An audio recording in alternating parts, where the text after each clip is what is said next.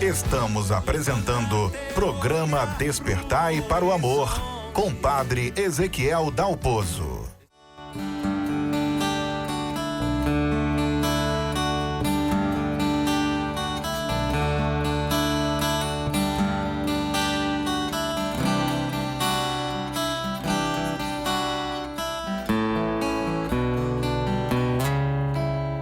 Andando pela rua, olhando a multidão, vejo em cada rosto uma história com sonhos e aflições.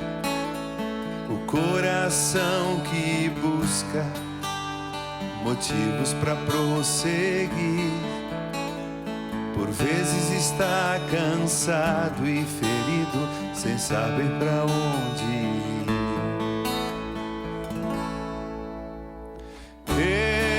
Eu não sei o que dizer, penso e vem uma resposta do céu que vem, do céu que vem, e me diz que o caminho vai encontrar seu rumo, se o coração acreditar.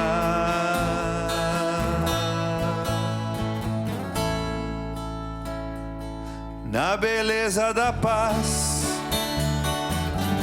e na força do amor, e na felicidade que nasce do encontro com o Senhor.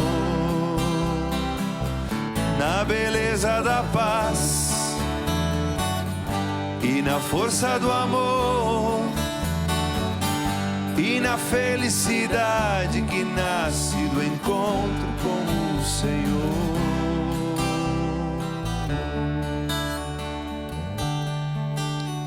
Parece ser impossível não ter alguém pra amar, e todo amor nasce e cresce na fonte, não dá para negar. Embora haja desvios, o coração não mente, ele busca inquieto habitar de Deus onde sair.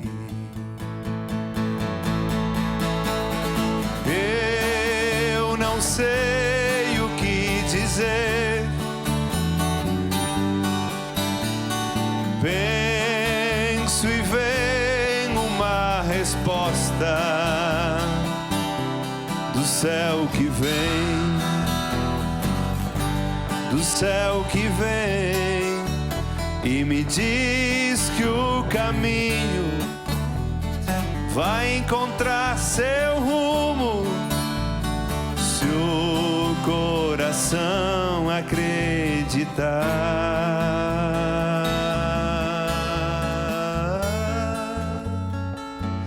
Na beleza da paz e na força do amor, e na felicidade que nasce do encontro com o Senhor. Na beleza da paz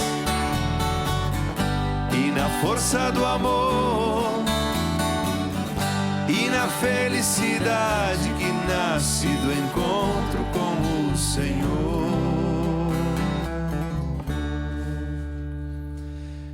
Essa canção está nesse nosso primeiro CD. Se chama Coração Sedento. Você pode adquirir pelo nosso site padreezequiel.com.br. Nós estamos conversando hoje sobre as emoções, como educar as nossas emoções. Pais e mães que têm dificuldade de lidar com as suas emoções, como lidam com as emoções dos filhos.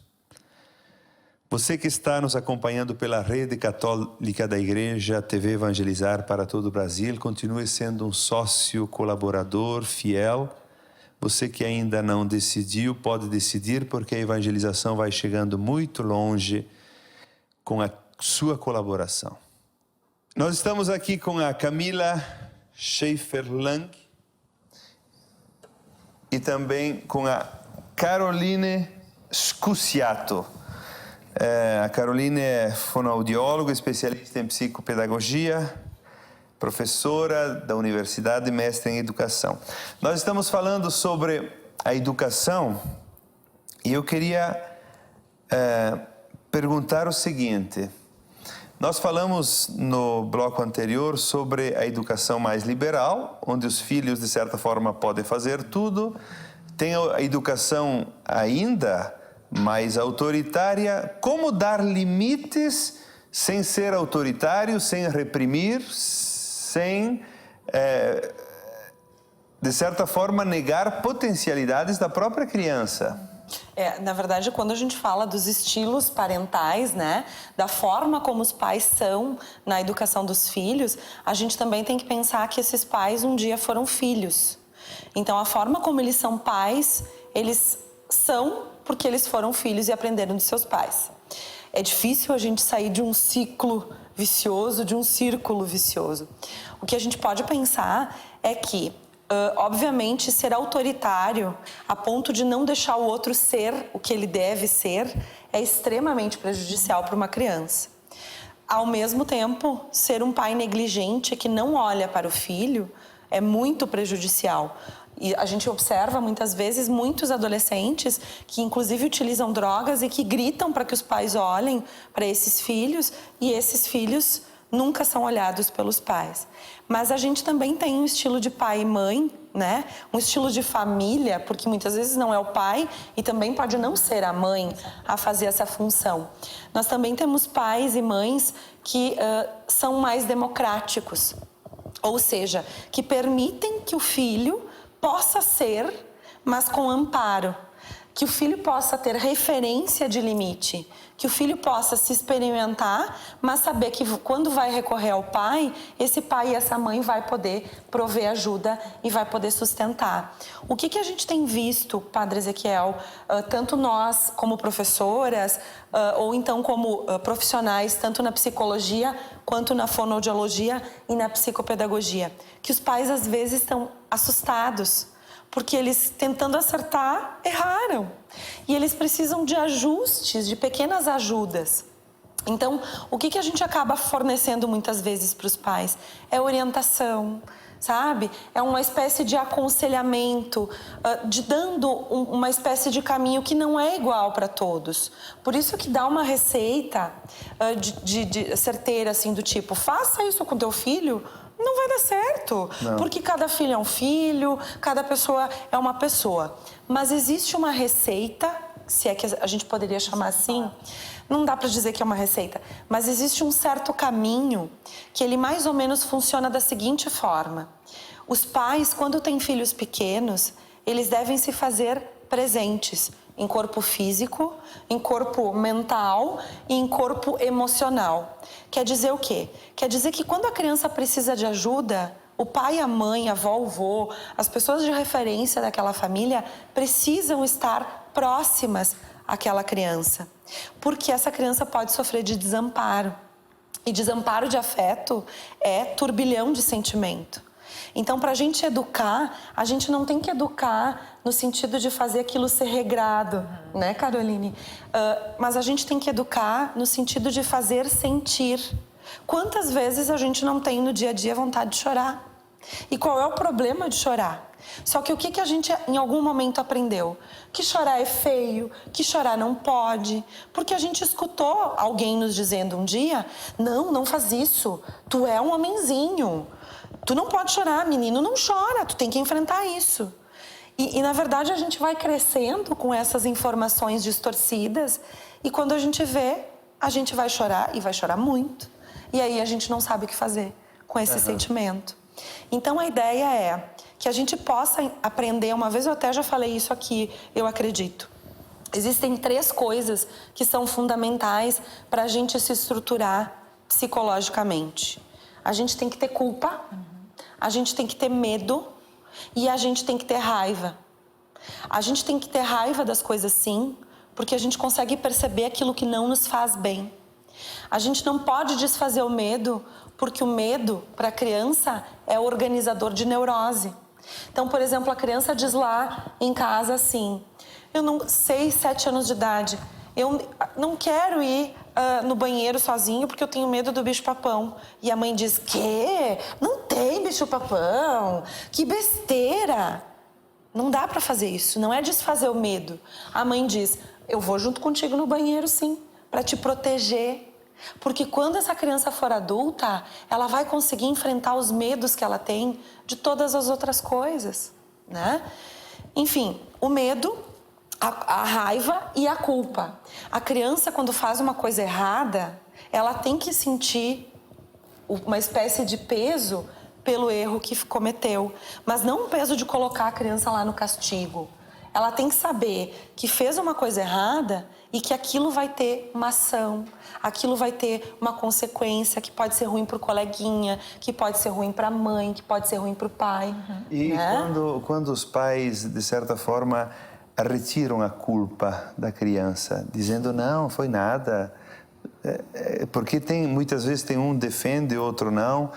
Como é que é essa? Porque até essa questão da raiva que tu falas, mesmo a religião sempre diz que não é para manter raiva. E muitas vezes isso cria situações de repressão de sentimentos. Mas, padre, o não ter raiva... A religião, na verdade, ela diz que você tem que ter raiva num sentido de saber que você sente, mas se permitir ressignificar. A questão é... Através do perdão. Através do perdão. E através da culpa. Isso. Né? Agora, você não querer sentir raiva, negar a raiva, esse é o grande problema. Agora, ser humilde o suficiente para perceber que você tem esse sentimento e poder transformar esse sentimento é extremamente saudável. O problema é quando a gente desfaz, assim como a culpa. Se eu não tenho internalizado a culpa, eu viro uma perversa. Eu faço qualquer coisa. Essa questão também do sentimento de culpa, tem um autor que ele diz assim, o demasiado, ele só, na verdade, de certa forma, ele impede a pessoa de avançar. Quando nós temos um sentimento de culpa demasiado. Então, a pessoa se culpa, não se sente mais digna de Deus, não se sente mais digna de nada. Mas também a ausência do sentimento de culpa é a pessoa que diz, não, eu não faço nada de errado. E não consegue visualizar a responsabilização dos seus atos ou mesmo das suas ações, né, junto com as outras pessoas. Quando a gente fala da diferença, é bem importante com os pais, a gente conversa muito com os pais, né, da diferença entre autoritarismo e autoridade, né? Nas relações de autoridade, há uma relação de respeito mútuo, independente da idade. O adulto respeita o que a criança apresenta e a criança respeita o que o adulto apresenta. Não há uma sobreposição, né? Há um equilíbrio entre o que os dois sentem. Então, vamos pegar um exemplo, por exemplo, daquelas birras no supermercado que eu duvido que alguma família não tenha passado, né? O que essa criança está querendo nos dizer? O que ela está querendo nos mostrar? Que ela está descontente com essa situação, né? Provavelmente porque ela não ganhou algo que ela gostaria, ou porque ela não subiu no carrinho que ela queria ir sentada, né? O que a gente precisa fazer? Vai deixar a criança tirada lá no chão e sair pelo mercado como se aquele filho não fosse meu? Não, né? Porque a gente tem vergonha, né? Ai, meu Deus, olha o que ele está fazendo, né? Meu filho. Enfim, eu vou... no meu nível de autoridade, não de autoritarismo, eu vou me abaixar, vou acolher essa criança na crise em que ela está, vou dizer que eu entendo que ela está descontente com aquela situação, vou nomear esse sentimento para ela, de tristeza ou de raiva, né? E vou nomear, falar sobre isso, né? Não apagar essa situação, apagar esse sentimento, né? E refletir com ela sobre aquilo. Existem formas de a gente dizer que está descontente só com as coisas, não tem? Eu quero fazer uma pergunta agora, Caroline. O Isamitiba, que faleceu ano passado, ele dizia: conversa de mãe para filho com criança de menos de 3 anos é só para mãe. O filho, ele estava certo ou não? Ele tá no céu, Isami? Não, porque ele diz assim, ó. Por exemplo, nessa situação, ele diz assim: a criança está irritada, está gritando, está no supermercado, a mãe está com vergonha dela, ele disse assim: segura o braço dela firme, que ela sinta quem tem autoridade aí. Eu me lembro disso, até numa palestra que ele deu, porque nessa... Na verdade, ele está dizendo: se aproxime do teu filho e acolha aquele momento que ele está se mostrando porque nessas de alguma questões, forma, né? As mães ficam muito constrangidas, que o filho comece a fazer o que ele acha que pode, grita e esperneia, e as mães não conseguem fazer nada porque elas olham ao redor, tem muita gente. Clareia mais essa situação, porque as mães que estão em casa querem resolver essa situação. Existem fases de desenvolvimento, né, padre? É claro que do 0 aos 2 anos as crianças têm uma menor compreensão. Mas o toque, o acolhimento, o olhar, a forma como a gente vai chegar para essa criança é o que vai fazer a diferença e vai moldando as nossas formas de relação através de todas as situações que elas vão vivendo. Então, se a criança tem 2 anos, ela talvez não tenha esse poder de compreensão total que uma de 6 anos vai ter. É diferente, porque ela tem uma estrutura ali cognitiva e emocional já, né, de uma outra forma. Mas o olhar da mãe para aquela situação, ele é definitivo para aquela criança repetir aquele comportamento ou modificar aquele comportamento. Muitas vezes o grito, jogar-se no chão, já foi experimentado em outros lugares e deu certo, né? E aí se repete no mercado, se repete na casa da avó que protege, se repete na casa da Dinda, se repete na loja, né? Aí a avó diz: pobrezinho, eu vou dar. Como é que é essa questão das vós? Porque as mães têm um temperamento, uma postura, mas a avó é toda manhosa. A avó é mãe com açúcar, diz, né, popularmente. Acho que tem muito a ver com isso que a Camila traz, né, de que as vós também têm a sua cultura, e quando elas estão no papel de avós, elas não são totalmente responsáveis pela educação, né, daqueles netos. Elas estão vivendo um outro momento de educar. O educar foi do meu filho, né? Agora é o meu filho que eduque o meu neto. Eu vou cuidar. Eu me lembro de uma situação pessoal que eu cheguei em casa e a minha mãe estava cuidando, estava brincando sentada no chão com a minha filha, né? E por pouquíssimas vezes eu lembro de ela fazendo isso comigo, né? Então, ela também se permite fazer isso, porque na nossa época ela tinha que trabalhar, ela tinha que dar conta de 3 filhos, o meu pai viajava, né?